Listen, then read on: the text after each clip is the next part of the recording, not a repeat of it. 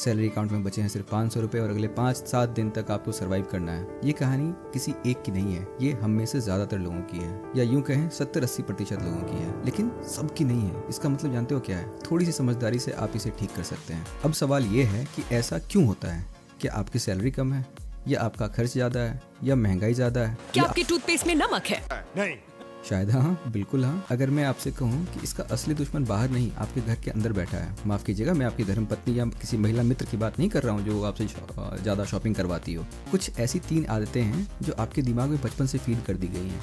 ये आदतें आपको लगता है कि सेफ है, स्मार्ट है, पर असल में वो ऐसा है नहीं। आज हम ऐसी ही 3 मिस्टेक्स की पोस्टमार्टम करेंगे जो आपको भी अब नहीं करनी चाहिए। एक जो शॉर्ट टर्म से रिलेटेड होगा, दूसरा रिलेटेड होगा लॉन्ग टर्म से, और तीसरा मिस्टेक फॉर फ्यूचर प्लान, ये आपकी फ्यूचर प्लानिंग से रिलेटेड रहेगा। तो अगर आप अपने फ्यूचर को ठीक करना चाहते हो तो मिस्टेक नंबर 3 आपके लिए सबसे ज्यादा जरूरी है। इस वीडियो को किसी बोरिंग लेक्चर की तरह मत देखना, बल्कि एक चेतावनी की तरह देखो। तो चलिए आपके इल्यूजन या वहम को दूर करते हैं। तो मेरा नाम है अश्विनी और मैंने जो अपनी फाइनेंशियल गलतियों और अपने अच्छे डिसीजन से जो कुछ भी सीखा है वो मैं आपको बताऊंगा, क्योंकि यहाँ लोग लाख और करोड़ की बातें करते हैं मगर कोई हम जैसे 25-30 हज़ार वालों की बात नहीं करता। तो चलिए, सबसे पहला mistake, the short term mistake, saving account से नाजायज प्यार।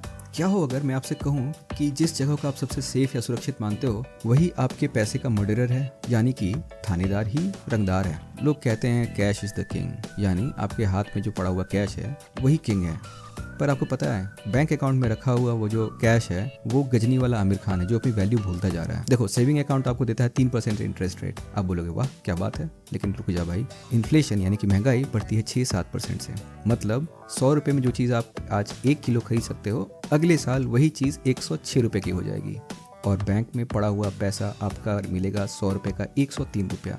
इसका मतलब जानते हो क्या है कि आज जो सामान आप 1 किलो खरीद सकते हो मात्र 100 रुपये में, अगले साल आप अपने बैंक के पड़े हुए उस पैसे से 1 किलो नहीं खरीद पाओगे, क्योंकि उसका दाम बढ़ जाएगा और आपके पैसे रहेंगे कम। तो आप बोलोगे इसका सॉल्यूशन क्या है? पैसा बैंक में नहीं रखें तो क्या तकिए के नीचे रखें? तो नहीं, पैसा आपको तकिए के नीचे भी नहीं रखना है और ना ही बैंक के सेविंग अकाउंट में रखना है। आपको उसे एज अ इमरजेंसी फंड भी यूज़ करना है और उसे किसी एफडी या आरडी और कम से कम किसी लिक्विड फंड में तो डाल ही दो। वहाँ पैसे आपके सुरक्षित हैं तो कम से कम आपको लॉस तो नहीं होगा।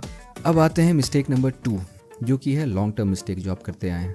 ये वो गलती है जिसे आपको लगता है कि ये आपकी सक्सेस है, आपका लाइफ स्टाइल अपग्रेड है, पर असल में वो एक जंजीर है। चलो एक एग्जांपल लेते हैं। जैसे मान लो कि आपकी सैलरी है 25-30 हज़ार और हाथ में आप 70-80 हज़ार का एक आईफोन लेके घूम रहे हो। अब आप बोलोगे कि यार मेरा बड़े लोगों के साथ उठना बैठना है, मेरे दोस्त रिश्तेदार सबके पास आईफोन है तो मैंने भी ले लिया, क्या गलत किया? तो देखो यार, ये है आईफोन 16 है, ये है 65,000 का। अब अगर मैं देखूँ यहाँ पे तो यहाँ बड़े बड़े अक्षरों में लिखा हुआ है 21,000 रुपये में नो कॉस्ट EMI। अब ऑब्वियसली 25-30 हज़ार कमा रहे हो तो 21,000 का तो EMI लोगे नहीं। अब आप आओगे नीचे, यहाँ देखो 3,000 रुपये में मिल रहा है 24 महीने 2 साल के लिए EMI पे, यानी आप अगले 2 साल में इसके 11,358 रुपये एक्स्ट्रा दोगे। अगर देखा जाए तो इसी 65,000 के आईफोन के लिए आप दे चुके होगे 76,000 रुपये। लेकिन अगर इसी 3,000 रुपये को आप इन्वेस्ट कर दोगे, मान लेते हैं आपने सिप में इन्वेस्ट किया 3,000 रुपये 2 साल के लिए, मिनिमम रेट ऑफ इंटरेस्ट 12% के आसपास मिल ही जाता है। अगर आप किसी डेबिट फंड वगैरह में डालोगे तो लगभग 12% के आसपास मिल जाएगा। आप 3 साल में उसे दोगे 72,000 रुपये और बदले में आपको मिलेगा 81,195 रुपये केवल 12% इंटरेस्ट पे। तो एक तरफ आपने 65,000 की चीज को EMI पर 2 साल के लिए खरीदा 76,000 रुपये देके, और एक तरफ आपने उसी 3,000 को जब इन्वेस्ट किया तो 2 साल में वो आपको लगभग 9,000 से ज्यादा रुपए देके जा रहा है। तो इसलिए मैं कहता हूँ कि 25,000 की सैलरी पे 80,000 का आईफोन ये बस एक स्टुपिडिटी है, स्टेटस नहीं है। EMI ने आपको चूहे की तरह बना दिया है, जो आप नो कॉस्ट EMI देखकर बस एक पिंजरे में बंद हो जाते हो। कंपनीज को पता है कि आप वेट नहीं कर सकते, इसलिए वो आपको नो कॉस्ट EMI का एक लॉलीपॉप देती है और फिर आप उसके पीछे पीछे चले जाते हो और उस सामान को खरीद लेते हो। याद है दीवार में अमिताभ बच्चन का वो डायलॉग, बिल्डिंग है, प्रॉपर्टी है, बैंक बैलेंस है, बंगला है, गाड़ी है, क्या है तुम्हारे पास? तो जवाब है आज के मिडिल क्लास आदमी के पास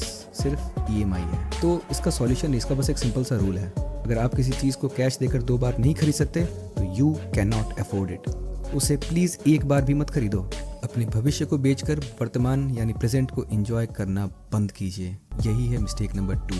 तो अब तक हमने देखा मिस्टेक नंबर 1, जहाँ पे हम लोगों ने सेविंग अकाउंट में पैसा रखने से बिल्कुल मना कर दिया। सेविंग अकाउंट में पैसा नहीं रखना है, उसे FD, RD या किसी लिक्विड फंड में डाल देना है। दूसरा मिस्टेक था EMI, हमें EMI पे सामान नहीं लेना है, हमें वही सामान लेना है जो हम अफोर्ड कर सकें। तीसरी गलती है mistake number 3, the weight loss. ये वो गलती है जिसके बारे में कोई बात नहीं करता। इस गलती की वजह से आप 25-30 हज़ार रुपये कमाते हुए भी करोड़ों का नुकसान करते हो। कंफ्यूज हो गए? ठीक है, मैं फिर से बोलता हूँ। इस गलती की वजह से आप 25-30 हज़ार रुपये कमाते हुए भी करोड़ों का नुकसान कर रहे हो। बताता हूँ कैसे। देखो, अगर आप 500 रुपये आज से इन्वेस्ट करना शुरू किए ना अगले 30 साल के लिए, तो वो बन जाएंगे 40 लाख रुपए।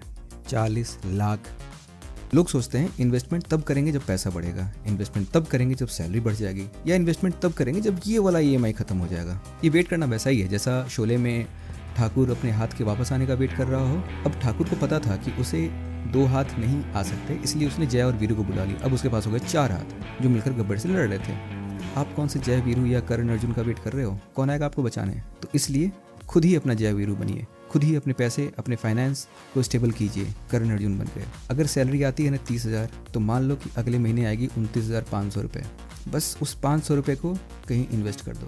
तो इसलिए ये 3 गलतियाँ आज ही सुधार लो। सेविंग अकाउंट में पैसा 1 महीने से ज़्यादा नहीं रखना है। दूसरा गलती, EMI पे कोई सामान मत लो। और इन्वेस्टमेंट के लिए कल का वेट मत करो, आज ही शुरू करो। लेकिन मुझे पता है अब आपके दिमाग में बहुत सारे सवाल आ रहे होंगे, भाई इन्वेस्ट कौन करे, बजट कहाँ से बनाए, टैक्स बचाएं कैसे? क्योंकि ऑब्वियसली आप इन्वेस्ट करोगे, पैसा कमाओगे तो उस पर टैक्स भी कटेगा। इन्वेस्ट करने के लिए आपको बजट देखना पड़ेगा, और इन्वेस्टमेंट करने के लिए आपको ये भी देखना पड़ेगा कि इन्वेस्ट करें कहाँ। तो देखिए, डरिए मत, ये सब कुछ उतना बड़ा रॉकेट साइंस नहीं है। मैंने लॉन्च किया है 30 डेज़ फाइनेंशियल चैलेंज। यहाँ अगले 30 दिन में हम आपके एक फाइनेंशियल तकलीफ को ठीक करेंगे। अगर आप 30 दिन मेरे साथ टिक गए तो 31वें दिन आप वो इंसान नहीं रहोगे जो आज है। लगा लो शर्त। सब्सक्राइब बटन पर क्लिक करो और कमेंट में लिखो चैलेंज एक्सेप्टेड, अगर अपनी आर्थिक स्थिति को मजबूत करना चाहते हो। मिलते हैं अगली वीडियो में, तब तक के लिए जय हिंद।